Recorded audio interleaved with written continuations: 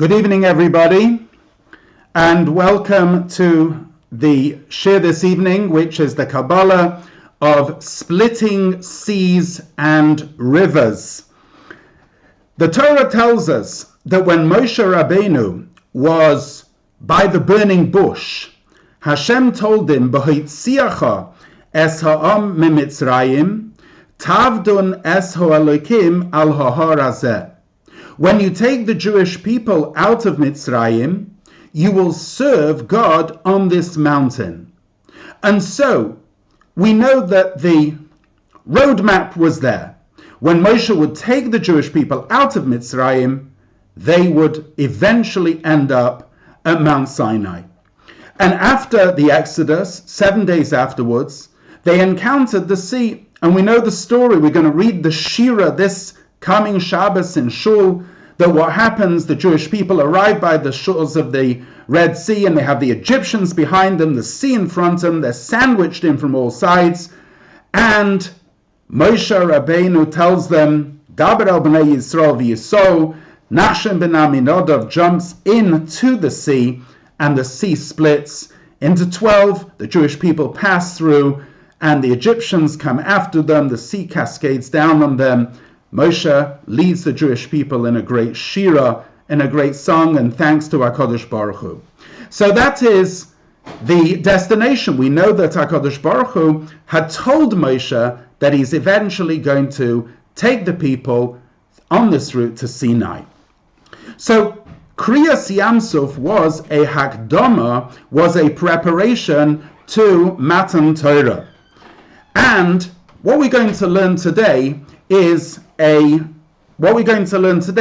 parallel story in Yeshaya, which tells us of Ki meitzeischa me'eretz Mitzrayim arena niflois. As in the days of going out of Mitzrayim, I will show you wonders. Let me read to you a passage from the book of Yeshaya, chapter 11. This is a beautiful passage all about the coming of Mashiach. And it says the following: a staff will emerge from the stump of Yishai, v'yotza choyte migeze Yishai. The Spirit of Hashem will rest upon him, a spirit of wisdom and understanding, a spirit of counsel and strength, a spirit of knowledge and fear of Hashem. He will be imbued with a spirit for Hashem and will not need to judge by what his eyes see nor decide by what his ears hear. He will judge the destitute with righteousness and decide with fairness for the humble of the earth. He will strike the wicked of the world with the rod of his mouth, and with the breath of his lips he will slay the wicked. Righteousness will be the girdle around his loins, and faith will be the girdle around his waist. The wolf will live with the sheep, and the leopard will lie down with the kid. And a calf, a lion whelp, and a fatling will walk together, and a young child will lead them. A cow and bear will graze, and their young will lie down together, and a lion, like cattle, will eat hay. A suckling will play by a viper's hole, and a newly weaned child will stretch his hand toward an adder's lair. They will neither injure nor destroy in all of my sacred mountain, for the earth will be filled with knowledge of Hashem as water covering the seabed. It shall be on that day that the descendant of Yishai, who stands as a banner for all peoples, nations will seek him, and his resting place will be glorious. Now, it's this particular next passage that you have to tune in on. It shall be on that day that the Lord will once again show his hand to acquire the remnant of his people who will have remained from Assyria and from Egypt, and from Pathros, and from Cush, and from Elam, and from Shinar, and from Hamas, and from the islands of the sea. He will raise a banner for the nations and assemble the castaways of Israel, and he will gather in the dispersed ones of Yehudah from the four corners of the earth. That's a description of kibbutz galuyos, of the ingathering of the exiles. The jealousy of Ephraim shall stop, and the oppressors of Yehudah shall be cut off. Ephraim will not be jealous of Yehudah, and Yehudah will not harass Ephraim. They will fly in unison against the Philistine to the west, and together they will plunder the people of the east.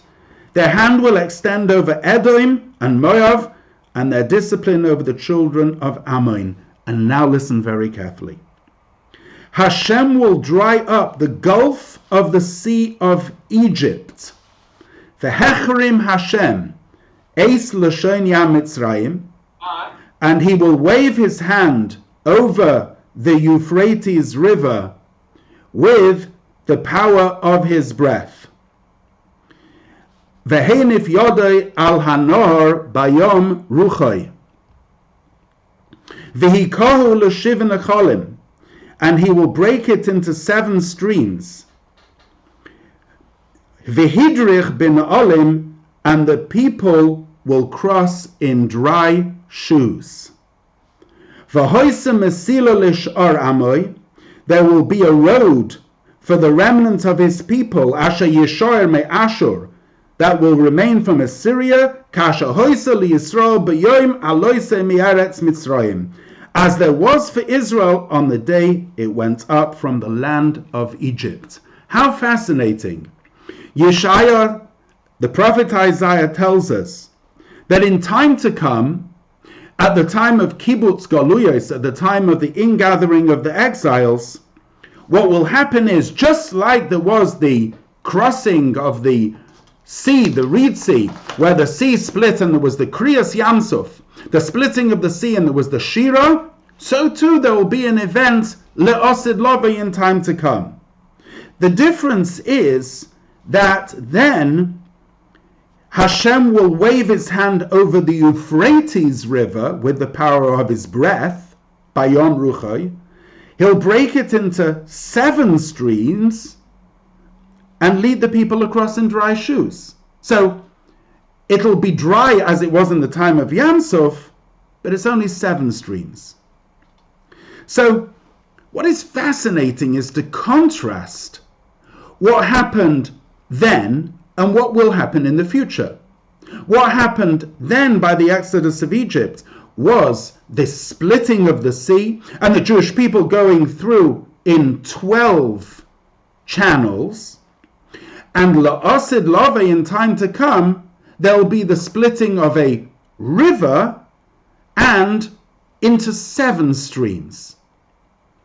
And in both occasions, the water turned into dry land, and they went through, in the first case, B'soich hayam bayabasha, in the midst of the sea on the dry land, and in the case La'asid Lavai, v'hidrich bin olim, the people will cross in dry shoes.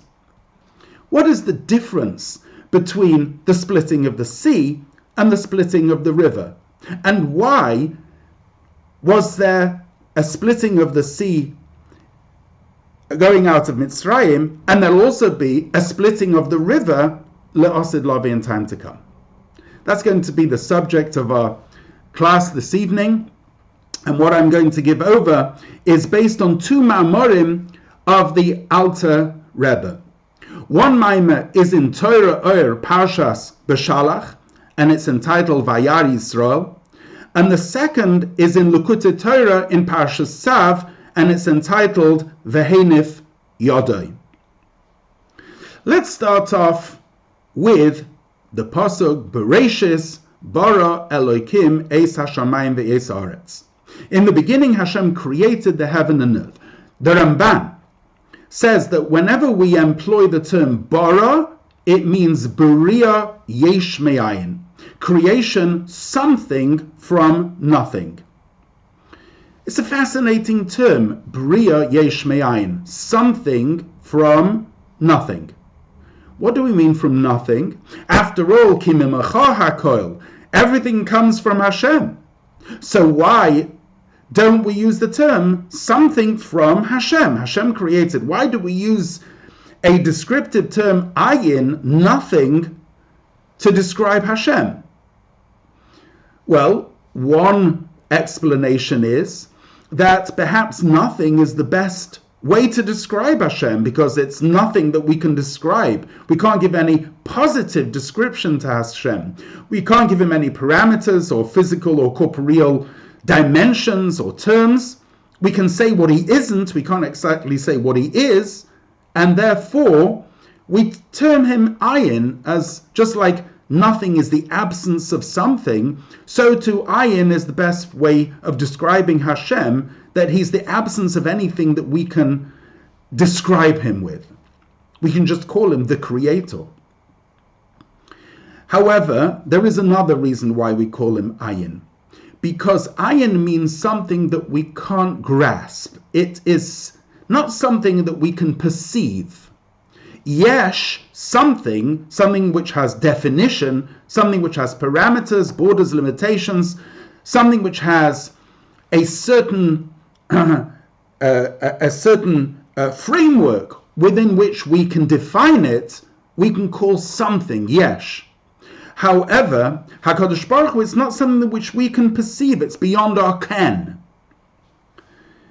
And in fact, the whole of creation, the whole perception of Hashem, only comes when he is metzamtzem, when he contracts himself in the form of a name. And this is what we call the Shem Havaya. Yud Kei Vav Kei, the Tetragrammaton. Yud is the contraction in the form of a nukuda, a dot, a point. Hey is the expansion of that point in breadth and length. Vav is a further extension, and Hey is a further expansion. Those are the four stages of conception. When we conceive of an idea, first of all, we have the seminal flash, the dot, the point of conception. That is called chokhmah, koyach ma, the potential for something, the idea that falls into the head. Then there comes bina, the idea of fleshing out the point, expanding it, developing it, analyzing it, giving it breadth and length. That's the Hey. At that point, it remains cerebral. We could delete it. However, in order to draw it down and become emotionally excited about it, hooked on it, that's the Vav. Those are the emotions. So Yud is Chachma, Hey is Bina, Vav are the emotions, what we collectively call Zah, Ze'er, Anpin, the midos of Chesed, Gevura, Tiferes, Netzach, Hod, and Yesod. And finally, we have action, we have Hey, we have the development into something new, creation, which comes from the mouth, the articulation of the Sephira of Malchus, which is the 10th Sephira. And hence, all the 10 spheres are encapsulated in those 4 letters, and those 4 letters also represent the 4 worlds of Atzilus, Bria, Yetzira, and Asiya. One Sephira being dominant in each one of the worlds. So the Sephira of Chachma is dominant in the world of Atzilus, and that's why Atzilus is Bitul, because the letter Yud is a dot, and it represents Chachma, which is the koyach of Ma. Ma is Bitul, as Moshe Rabbeinu says, Va'anachnu Ma, what are we? And the Bitul resonates right throughout the world of Atzilus, which is called Kulei Elokus, it's all godliness. There it says, Ihu v'chayohi chad, Ihu v'garmoyi chad, there he and his lights are one, he and his Kalim are one. Everything is one in the world of Atzilus. Everything is nullified before Hashem. And then, as we transform down into the lower worlds, going out of the mouth, if you want, of Malchus, of Atzilus, down into the worlds of Bria, Yetzira, and Asiya, so then the world of Bria is the letter Hey, the world of Yetzira is the letter Vav, and the world of Asiya is the final letter Hey. And in the world of Bria, the dominant sphere is Bina. In the world of Yetzira, the dominant set of spheres are Ze'er, Anpin, the spheres of Chesed through Yesod. And in the world of Asiya, the dominant sphere is Malchus. If we wanted to put it slightly differently, we could say the following. There is a hidden world and there is a concealed world. In Aramaic, the hidden world is called Alma de Iskasia, the hidden world. And the revealed world is called the Alma de Iskalia.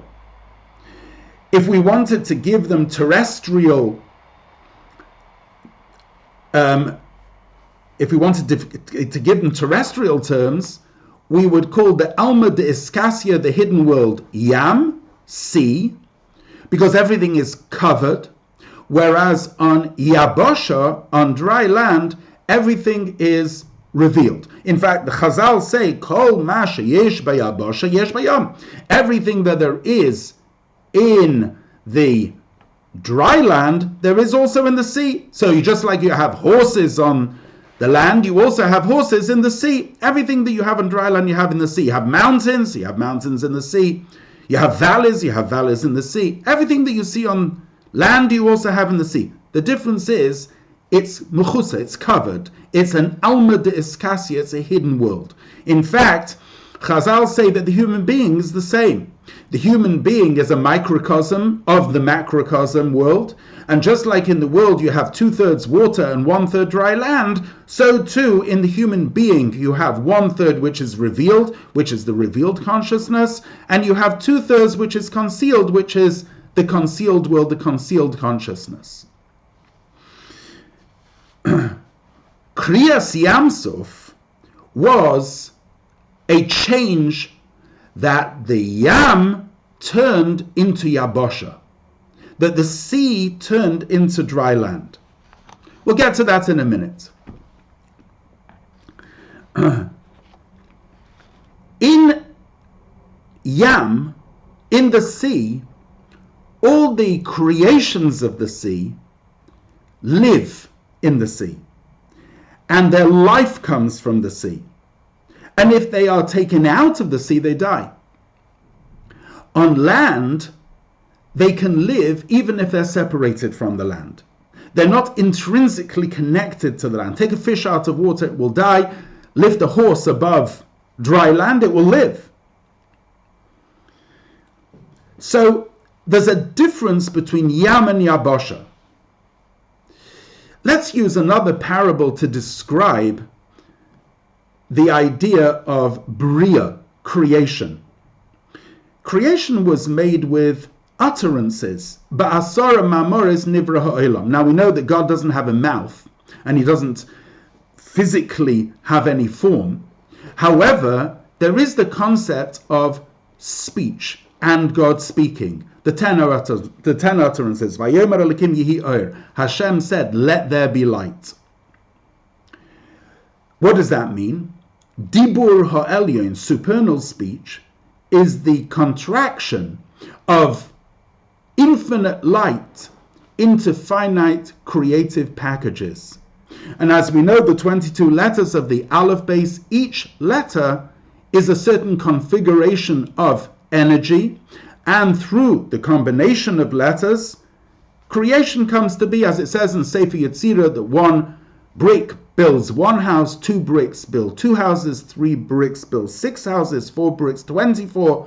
There's a progression of multiplication, 4 times 3 times 2 times 1, and if you have 22 letters, it's a huge number of things to create, and everything is created by Hashem combining letters together, as is explained in Sefer Yetzirah. Where do the letters emanate from? They emanate from God's mouth, speech, in the sense that these letters of creation come out, if you want, to create something which is independent. They actually create a yesh. They create something which feels independent.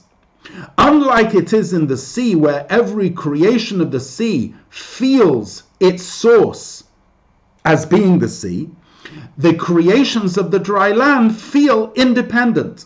And so consequently, when we go over from Atzilus into Bria, there's a qualitative change that takes place.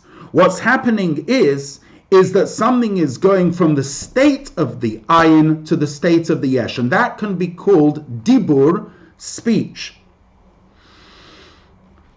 Between Atzilus and Bria, from Malchus, the Atzilus, as it comes down into the world of Bria, there is what we call a parsa, a curtain, a forehang, a divide. And that divide is the speech that covers the pristine intellect. Even if you convey an idea in words, the essence of the intellect remains in the mind. It comes out and is articulated in certain words, but the words themselves, although they convey light, they also hide light. And this is what happens in the parsa, in the divide between Atzilus and Bria.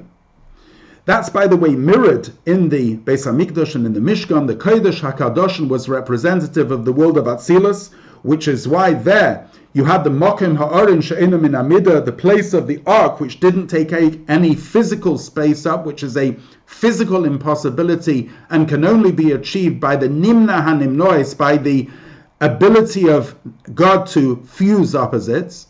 And then there was a curtain, and then we went into the world of the Kodesh. So that's the curtain that divides between Atzilus and the world of Bria. Now, that curtain allows the emergence of a new and independent entity. What happened at Sinai? At Sinai, the Midrash tells us a fascinating thing happened. There was a gezerah, says the Midrash, that the people of Rome couldn't go down to Syria, and the people of Syria could not go up to Rome. The king abolished the decree, and the people of Rome could go down to Syria, and the people of Syria could go up to Rome. Says the Midrash, before Sinai, El Yoinim lo yerdu lamata, there was a decree that the upper worlds could not descend to the lower worlds, and the lower worlds could not ascend to the upper worlds.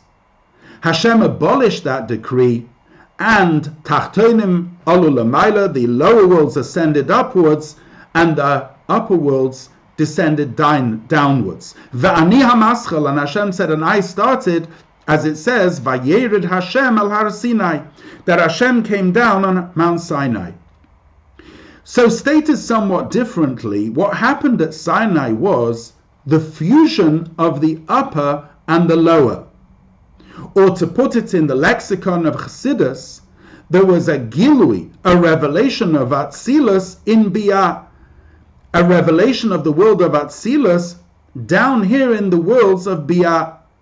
However, that took place for a certain moment at Sinai, thereafter to be accomplished by Torah and mitzvahs.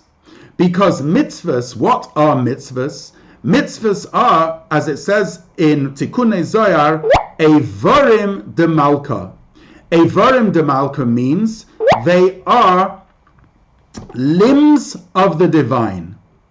And these limbs of the divine draw down energy from above, just like a limb draws down life from the soul, so too do these limbs draw down elokus, godliness, down into the world. This is what took place at Sinai. And as a preparation to Sinai, as a preparation to that, there was a bekia. A bekia means that there was a divide. There was a split. There was a split at Yamsuf in the world of Atzilus being able to go down into the worlds of Bria, Yetzirah, and Asiya.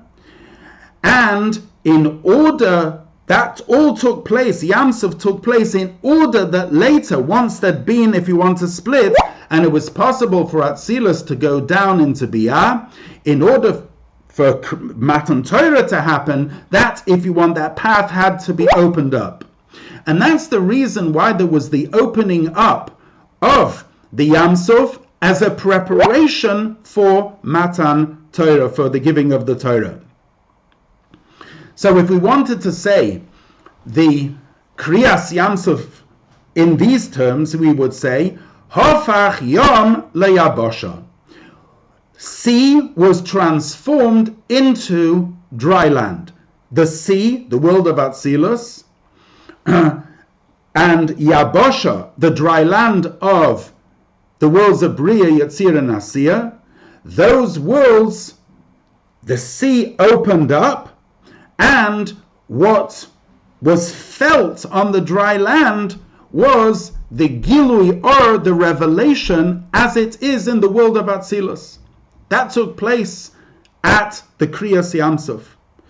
And that's what it says, that even a shifcha, even a maidservant, saw at the splitting of the sea what the greatest prophets could see. Now, we'll now understand that that's why the sea split into 12 paths.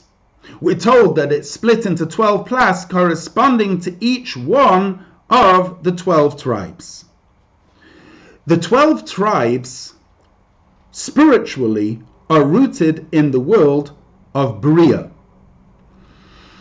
In fact, the Avos, the patriarchs, correspond to the spheres of Chesed, Gevura, Tiferes of Atzilus. They are called Merkavta Ilah, the upper chariot, and the 12 tribes are positioned in the world of Beria, and they are called Merkavta Tata, the lower chariot. It's interesting, although in the world of Bria we talk of the 4 Machanois, the 4 campments of angels of Michael, Gavriel, Raphael, and Uriel, yet at the same time each one of these 4 is split into 3, rather like the encampments in the desert, of where you had 4 separate encampments around the Mishkan, each of which having 3 tribes in them. And the 12 tribes, therefore, of Israel are positioned in the world of Bria. Their root and source is in the 12 sides of the triangle in the spheres of Zah of Atzilus. If you take the 6 spheres of Chesed through to Yesod and you draw them in a triangle, you'll see there are 12 sides to the triangle. These are called the Yud Beis Gevulei Alachsoin, the 12 sides of the diagonals, and that's the root of the 12 tribes in the world of Atzilus. However, as they manifest in the world of Beria, that's where the Shvatim, the Yud Beis Shvatim are. And that's why the Kriyas Yamsov, the splitting of the sea, was in 12 parts, because each had a revelation of Atzilus, but within their particular pathway. Or to say it somewhat different, they were elevated up into Atzilus.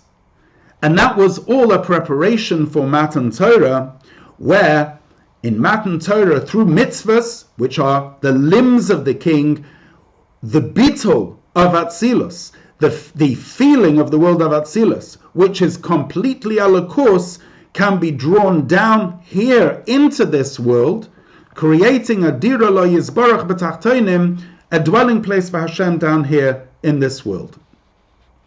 Now, we say of this period in which we're in at the moment, Hayoim la'asoisam, today is the time that we need to do mitzvahs, ulamachar lekabel scharim. However, in time to come, we will get the reward for them. What does that mean, when we will get that reward? It says, le'osid lavoi, in time to come, Mashiach will come, there will be the resurrection of the dead, and then, as it says in Shir Hashirim, Yishakeni min neshikos pihu, Hashem will kiss me with the kiss of his mouth, and it's explained that means there will then be a gilui, a revelation of Pnimius HaTorah, of the inner dimension of the Torah, and that will be taught by Mashiach. In other words, even though there will be the resurrection of Moshe Rabbeinu and the Avos and the Amos, and everybody will get up, nevertheless, Moshe Rabbeinu will teach them all Pnimius HaTorah, the inner dimension of the Torah.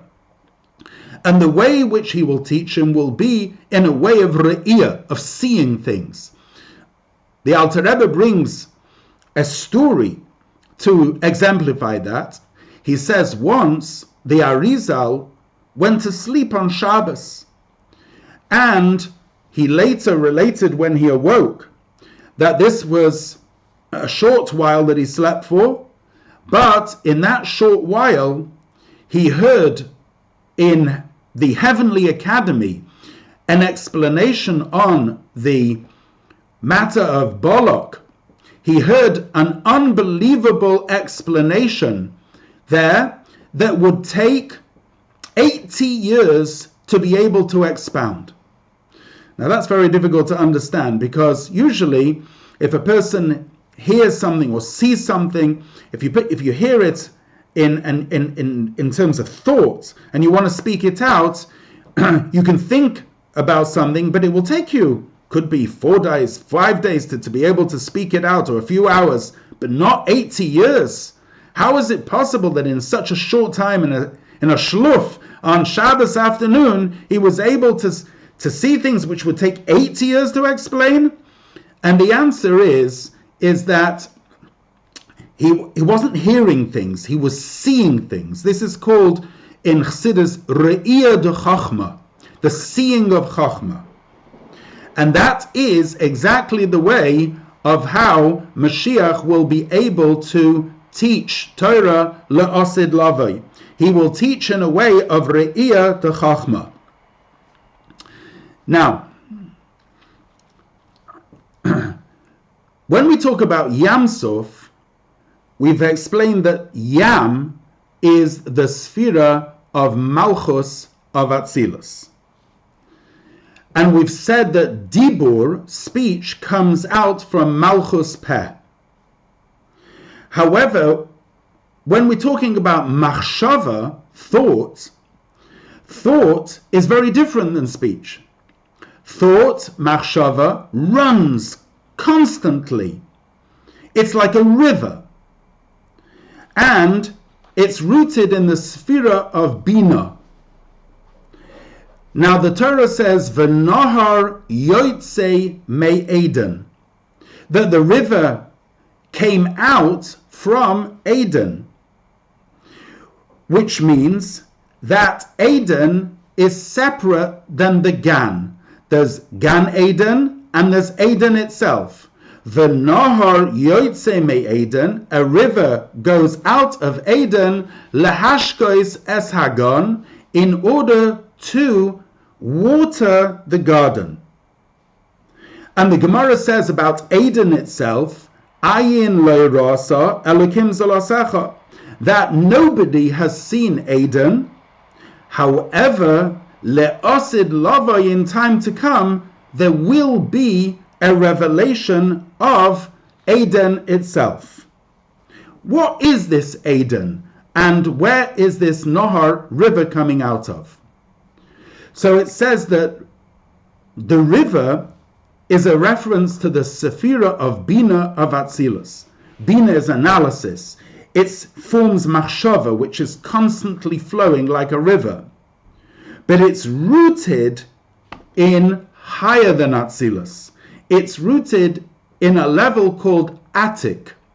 In fact, in Atik itself, there are 2 levels. Well, it's called Keser. In Keser itself, there are 2 levels. Chitzonius HaKeser, the outer level of Keser, is called Arich, and Pnimius HaKeser is called Atik. The level of Chochma in Arich is called Moichin Stima, the hidden Chochma, and the pleasure and the delight of the inner level of Atik is called Eden. So now we understand when it says V'nohar yotzei me'Eden, that in fact this river of Bina is flowing out of the most deepest and highest place, which even is higher than the world of Atzilus itself. This is the river. It will be split into 7. Why 7 and not 12? Because this refers to the 7, the 3 Avos, fathers, and the 4 Imohos, mothers. 4 and 3 and 7. V'hikol l'shiv nechalim, it will be split into 7, because even the Avos and the Imohos, on their level, which they are the spheres of Chachma, Bina, and Das, of Chesed, Gvura, and Tiferes of Atzilus, even they will look much higher and appreciate much greater when Mashiach will come, because even they will be taught by Mashiach, who will reveal the level of Pnimius Atik, the level of Eden itself. And consequently, even by then, there will have to be a Bikia, a splitting of the river, in order that they should appreciate Eden itself, which is the teaching of Mashiach. And this is what it written, Bayom Ruchai, that he'll split the river Bayom Ruchai. And the Alter Rebbe explains that Bayom Ruchai is a reference to the Ruchai Shel Melech HaMashiach. As it says, V'ruach Elokim merachefes al pnei hamoyim, that the Spirit of Hashem hovered over the waters. Moshe Rabbeinu, it says, Min hamayim mishisihu. Moshe Rabbeinu himself, he was taken from the level of water. Mashiach, however, is going to be merachefes al hamoyim. He'll be higher than Moshe Rabbeinu. Although it says about Nevuah, Moshe is the greatest Navi, however, in terms of revelation, Mashiach will teach even Moshe Rabbeinu. And this is what it says, Umala ha'aretz deya es Hashem kamayim le'yom echasim. As Yeshaya says, that in this time, in the time of Mashiach, when the river will be split into 7, the world will be full of knowledge of Hashem like the water covers the seabed. Meaning that then down here in this world, we will have that revelation of Atzilus, in a sense that we will all feel completely our source, but we'll feel it down here in this world because of the teaching of Mashiach, which will be in a way of Re'iyah, in seeing things, and we'll see literally with our physical eye, we'll be able to see godliness. Now, that is just like then, when we went out of Egypt, there was the splitting of the sea as a prelude to the giving of the Torah, because Torah is the ability to bring down Atzilus down into this world through mitzvahs, and therefore the path had to be opened up through the splitting of the sea. So just like it was in the revelation of the Nigla, the revealed parts of the Torah, so too le'asid love in time to come. In order for there to be a revelation of Pnimius HaTorah, of the inner level of the Torah, there also has to be a splitting. But it won't be a splitting of the sea, which is the level of Malchus. It will be a splitting of the river, which is the level of Bina, as it's rooted in Atik, in Eden. And Mashiach will reveal the highest level, but he will reveal it down here in this world. In the lexicon of Chassidus, there will be a Gilui Ha'atzmus, there will be a Hamshacha, a drawing down and a revelation of the very essence down here in this world to complete the dwelling in this world. Now, all of this is, of course, is achieved through the Avodah of Teshuvah, because it says, V'haruach toshuv v'elo elekim asher nasana, that the spirit will return to God who gave it. And the Rambam says that Hifticha Torah, the Torah promises, that Jews, B'soif Golusan, at the end of their Golus, they will do Teshuvah, meaning they'll return to their spiritual essence. Who achieves this? By the Yam Suf it says, Vayaminu b'Hashem u'v'Moshe avdoi. The Yidden believed in Hashem and in Moshe his servant. Because it was Moshe, the Raya Mehemna, the faithful shepherd, meaning not only does he shepherd his people like a faithful shepherd, like a shepherd shepherds his sheep, but also he nurtures the people with faith. That is the meaning of Raya Mehemna. He nurtures them and he gives them faith. Meaning, what is faith? Faith is something that transcends intellect. This is what it says, that when was speaking to Moshe, he says, Hashem, Hashem, Keil, Rachum, V'chanun.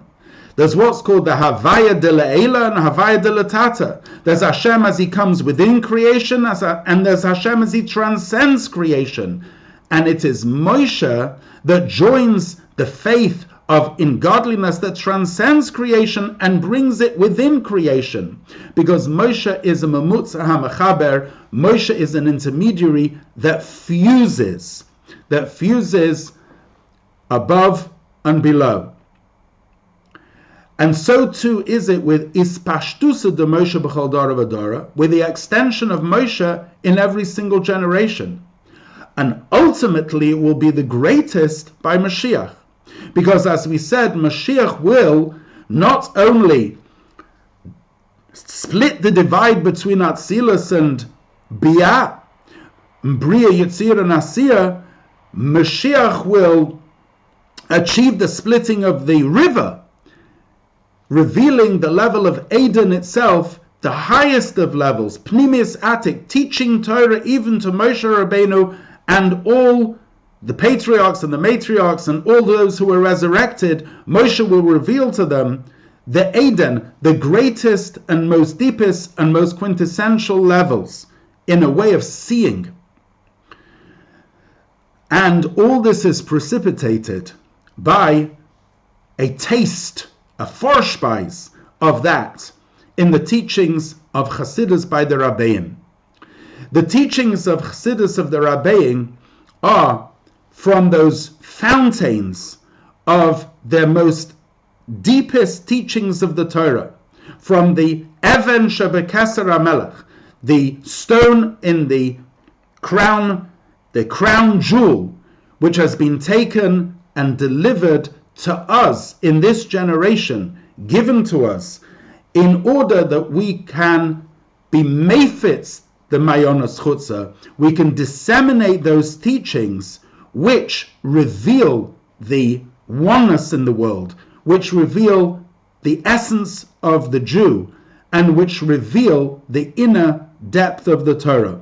Because ultimately, Yisrael, Oiraisa v'kutshabrichu kulachad, the essence of the Jew, the essence of the Torah, and the essence of Hashem are one. And consequently, this is why the Rambam begins his work. By the way, the Rambam is hinted to in Yetzias Mitzrayim, as it says, Revois moivsai b'eretz Mitzrayim, multiplying my wonders in the land of Mitzrayim, which is Rosh Hashanah's Rambam. The Rambam, V'nei Yisrael yotzim b'yad Roma, the Yidden will go out by the hand of Rabbeinu Moshe HaSfardi. And by the way, the Targum says over there, Bereish Galei, Beis Reish Yud Shin, when Bereish Galei will be revealed. Beis Reish Yud Shin can stand for Reb Shlomo ben Yitzchak, who was the Rabbi Yitzchak ben Shlomo, who was the Arizal, and it can also stand for Rabbi Yisrael Baal Shem Tov, and it could also stand for Rabbeinu Yosef Yitzchak ben Reb Shalom Ben, means the Frierdiker Rebbe, Unser Rebbe, Bereish Galei, when their teachings will be revealed. And when these teachings, which are teachings from that crown jewel, will be revealed in this world, this is bringing out, this is causing, this movement now will actually lead to the splitting of that river, Le'osid Lavi, in time to come, because everything that will happen then is because of Ma'asenu v'Avedosenu, because of our deeds now in Golus. And especially now, after we've experienced 70 years since the leadership of the Rebbe, and we just experienced the beautiful and uplifting and connecting day of Yud Shvat, this is a most appropriate time to strengthen ourselves and to take on new resolutions in Hafosas HaMayonos Chutza. And as Mashiach said to the Baal Shem Tov, Eimosai ka'osi mar, when will you come? Lichshiafutza ma'nesecha chutza, when these teachings will be widely disseminated. May it happen, Takef umiyad mamash.